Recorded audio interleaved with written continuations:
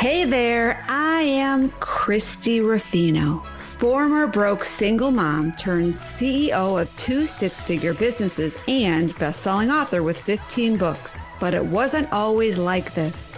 Not long ago, I was a hot mess. Yes, I did a lot of things right, but mostly I was throwing spaghetti on the wall to see what would stick.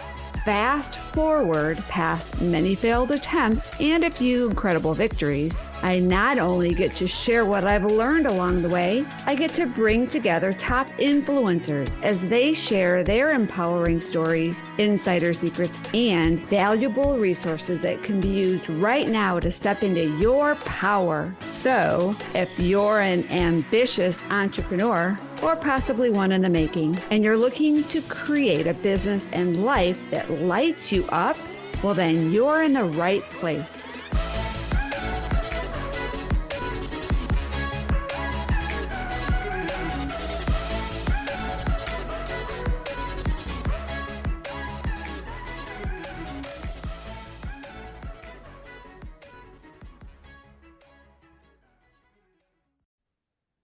Well, hello, everybody, and welcome to today's episode of the Mastery Unleashed podcast. I am Christie Ruffino, the host of the show, and if you are here the first time, you're going to be in for a treat. We always feature experts who share their stories and strategies to fuel your success, and my guest today is all ready to do exactly that. Melanie, welcome. Welcome to the show today. Thank you so much. Thank you for having me. Yeah, I'm excited because you are one of the women, one of the experts who are featuring their story and their wisdom in our next book called Genius Unleashed. And you have an incredible story. And I love story because story is what really resonates with our people, our tribe. And I know your story is really was the catalyst that made you make a few changes in your life, and now you are playing a bigger game, and it's super exciting to see. So, if you can just spill the beans and share a little bit about your story. Yes, of course. So, about 6 years ago, I found myself in abusive marriage, and I was battling the life balance of being a counselor and working with women, getting them solid and out of their bad relationships, working through their trauma, working through their grief, knowing good and well that in my personal life, it was just falling to shambles. And then there was an event that happened, is what I call it at this point, where I was abused. I won't go in the graphic details, but I was abused to the point that there was a prison sentence for my now ex-husband at the time. And in the book, I explain more of that, not in the gruesome details, but I go into the emotion of it all, how that night can unraveled, how it played out. It is one of those moments in your life where when you can step away and get clarity, you see how you got in that moment. But leading up to those moments, it's it's hard to see the forest for the trees for the forest, or the forest for the trees, however that saying is. It was just really shocked me that I allowed myself to get there and in that moment. Yeah, it's like the boiling frog syndrome, right? Like you can boil a frog and you put it in the cold water and you gradually get it warmer and warmer, and they don't jump out because they become used to it. Yes, yes. When my friends and family tried to ask me, how did you get into this? Because I'm so strong and so independent and so feisty and so sassy and just all the things. And I was a single mom before I got into that marriage, and I just really held my own. And they knew I wasn't searching for a husband, none of those things. It's just, you're right. It's just a slow, gradual Mm. thing. And if you're a lady like me that finds themselves in that situation, try not to shame yourself. There's nothing we really did wrong except survive in the Mm. moment. Yeah. And they're really good at doing what they do. That type of personality is very manipulative, and the research shows that they prey on the smart, independent, strong women because they know they have a weakness and they want your strength. Yeah. They want to suck it from you. Yeah. So when you find yourself in that gilded cage, in that pot of boiling water, and you wonder, how did I get here? I'm too smart for this. My comfort was looking back at the science of it all. Because I Mm. was smart is why I was prey. So you and I mean you really have to just work that through that all. Yeah, that makes a lot of sense because I was in a similar not healthy relationship. There was no jail time involved in my life or in our life, but you do tend to question yourself on why did I get in a situation like this and how did I let it go on for so long? Yes. On the professional side of it all, when I was trying to figure out, okay, now how do I recover from this? How do I heal from this? I looked at my degree on the wall and thought, okay, well, I should be able to do this, right? All by myself. Well, then reality hit. God, God gave us other humans for a reason.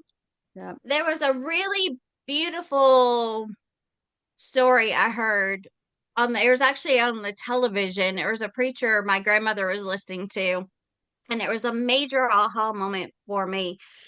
He was pointing out that when Jesus went to pray on the night before he was crucified, he took people with him to support him and Yeah. asked them to be praying, and he didn't go in it alone.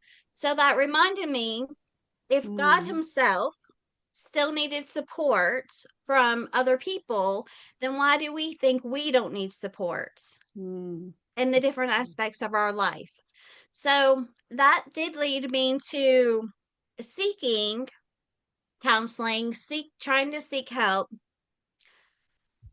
That worked twofold. So, yes, I went out looking for it. However, I didn't find exactly what worked for me. I figured out quickly that the model out there that I was taught, that I was following, that they were taught, that they were following, was not meeting my needs exactly where I needed it to. Mhm. So, like any good entrepreneur spirit, I didn't like it, so I created my own program. Yep.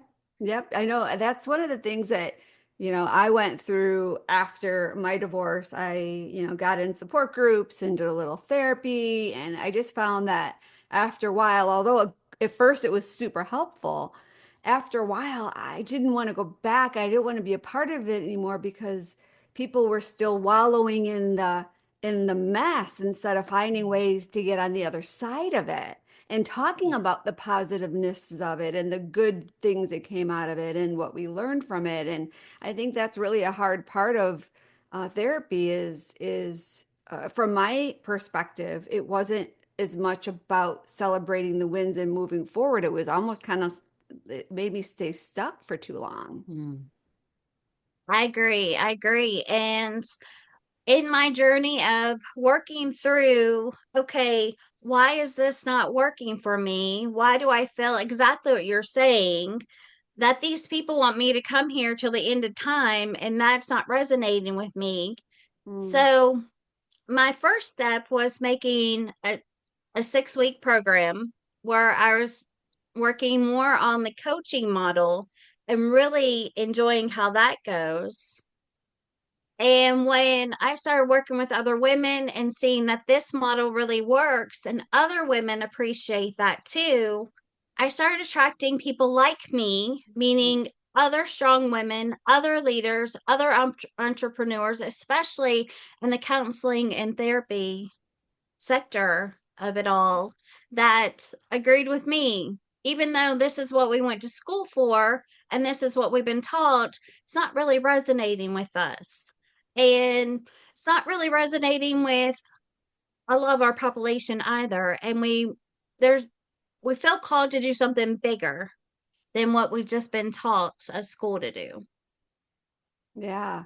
And so now you've got this this process, this methodology that you created based on your needs and what you learned worked, and now you are on a mission to be able to support more women who feel that they are stuck in the grief cycle and want to get out and use that mess to Mhm. follow their new mission and just really create a new future.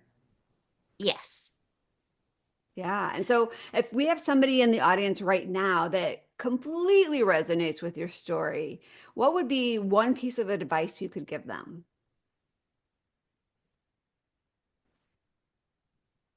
Twofold.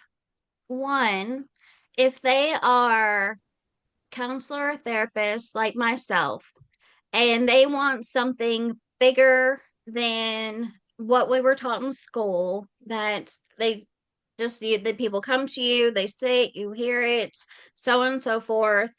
I really would encourage them to follow their hearts and realize that they can do a program that resonates with their soul and their God purpose that's bigger than them and bigger than the hate to say the box we were put in school, but really the box we were put in school.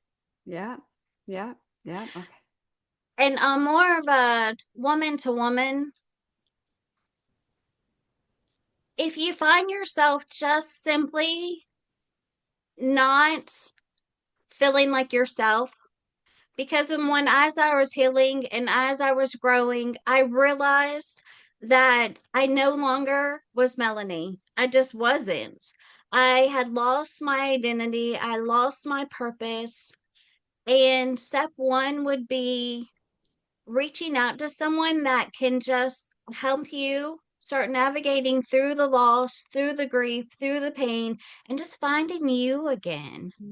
I mean, and from that, God will open up so many doors for you, because when you can get back to who you were meant to be, then the sky is the limit on what you can achieve from there, no matter what your category is. If you're a therapist or counselor, just any kind of entrepreneur, a mom, or, one of our greatest joys, just as a woman herself, just as a child of God, a daughter of the Lord who made you a certain way. It's just so it breaks my heart for myself that I lost, I say her, the her I was as a teenager before life shredded me.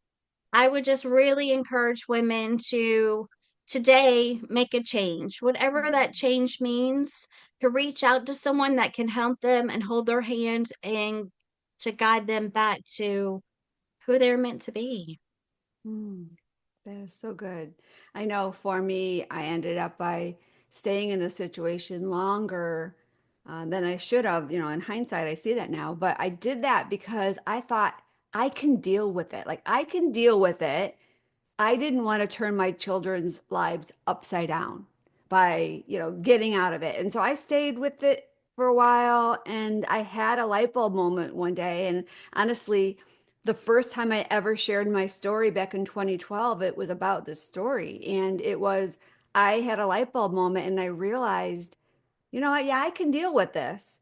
But if I don't change the situation, my daughter is going to marry somebody just like that, and my son is going to turn out like that. And so I just want to encourage anybody that's listening that may think, you know what, I can do this, I can deal with it, I can suffer because it's what's best for my children. It's not. It's not. Yes, my kids had it difficult because, I wasn't there to do all the things that I did before, the brownie mom and the PTA and all that. But they were able to see going forward what our lives could be like being in a healthy home. So, Yeah, I second that. I too stayed in as long as I did because I had already went through one divorce. I didn't want to go through another divorce. yeah. We had our son who was just a young teenager. All the reasons that we convince ourselves to stay. And honestly, if I'm being truthful, it took my children feeling like they needed to protect me. There was one good Mm, incident that was much smaller than the big incident that um, after the prison sentence incident, I even tried to reconcile my marriage even after that. And then there was a moment where my adult daughter and my teenage son felt like they needed to protect me. And I thought, mm, no, no, no, no, no. This is not the woman that I want to betray to them. This I was a single mom to my daughter who's not an adult. I taught her to be independent and strong, and that was not what she was seeing from me. And that really was a wake up call to me because, like you said, you're not teaching them how to be a good human when they feel like they have to protect you. yes. You should be there to protect them and show them healthy boundaries. And you can't do that if they feel Yeah. like they're in a role to protect you. Yeah. And it just took that situation for you to see the whole situation from their lens instead of the lens that you were seeing it from. And um, yeah, that's so good that you were able to kind of look at that and have that insight about, wow, look at what's happening. Yeah. Look at what I created, and now what do I have to do to change that? Yes, yes. And that was my wake up point. I woke up that next morning and I literally made some major life changes from living situations to everything down to the Well, business, down to everything. That was really my catapult to okay, I want different for me and I want different for them. yeah, And it I can see the ripple effect in a positive way that's made in my daughter's life. She's made different decisions. I'm not taking all the credit on that, but it just seems like we were really, unfortunately, mirroring each other. And now yeah. I'm getting healthy. She's getting healthy. My son's, Oh, everybody, you can just see the difference in them. Yes, it's hard. I won't sugarcoat it. Anyone that's been through this, it's difficult. At the end of the day, everybody wants a mom and dad to be together, but they much rather want healthy humans than dysfunction and abuse and all of the nastiness that comes with that kind of yes. situation. Yes, well, I give you a ton of credit for being the strong one. I know you were strong before, but it's a whole different level of strength when you have to be faced with a decision like that, and you basically turn your life upside down in order for it to get better. So good for you, Melanie. Thank you. And I know you have a great resource that you're sharing with the audience. Your main business is helping Christian women, therapists, counselors build a six-figure and beyond business because they're sick and tired of being in survival mode and they want to be able to make a bigger impact, right? And you have this amazing methodology that you work with your clients, and you're giving a little piece of that away for this resource. So you want to talk about what that is? Yes. So the baby core of all of this is trauma transformation. And even as I'm working with these women now, with these other counselors and therapists to build a legacy, at the core of it will always be my trauma transformation. And what you're receiving is I did a video series. So you're in a journal to go with it, a workbook to go with it. So you're receiving week one, got tongue tied there, of both of those so you can just see my style, my methodology, and hopefully be blessed to just catapult your new beginning, Yes, whatever that means for you, big or small. that's right. That's right. So make sure that you go to the link in the show notes below, and we will have access for you to be able to get connected with Melanie's trauma transformation training. It will be a link that will give you access to our gift vault. So not only will you be able to get her resource, but you'll be able to get the free resources that all of our author clients are sharing, as well as all of our podcast guests. We have over 200 amazing resources. Well, probably not 200. We have at least over 150 resources in the vault, and you'll be able to kind of just go through and jump in and get whatever resource actually resonates with you. And so I want to thank everybody for continued support with our show. And most importantly, I want to thank you, Melanie, for sharing your time and being vulnerable, sharing your story and your wisdom and these great tools. So thank you. Thank you.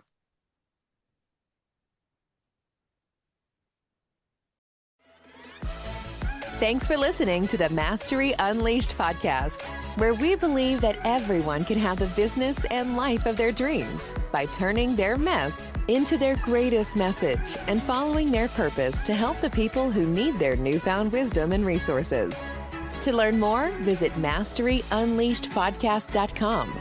And don't forget to subscribe, rate, and review to this show.